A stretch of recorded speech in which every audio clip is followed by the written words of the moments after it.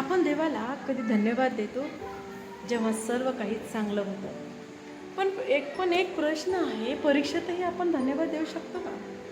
Press प्रियांनो, धन्यवाद देणं सोपं असतं जेव्हा जीवनात सर्व काही ठीक असतं. पण खरा विश्वास तेव्हा दिसतो जेव्हा आपण कठीण परिस्थितीतही म्हणतो, धन्यवाद प्रभू. देवाचं वचन सांगतं, सर्व परिस्थितीत धन्यवाद द्या. याचा अर्थ फक्त चांगल्या गोष्टीसाठी नाही, तर त्या प्रत्येक स्थितीत देवाचे आभार माना. कारण कधी कधी आपण जे समजत नाही ते देव आपल्या भल्यासाठी करत असतो.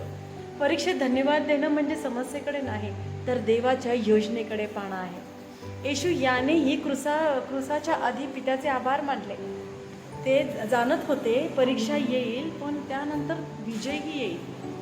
आज जर तुम्ही संघर्षात असाल तर फक्त मागू नका, एकदा धन्यवाद द्या. प्रभू, जे काही चाललं आहे त्यातही तुमच्यावर विश्वास ठेवतो. तू माझ्यासाठी काम करत आहेस, यासाठी मी तुझे आभार मानतो. जो व्यक्ती परीक्षेतही धन्यवाद देतो तो लवकरच विजयी अनुभवतो. God bless you.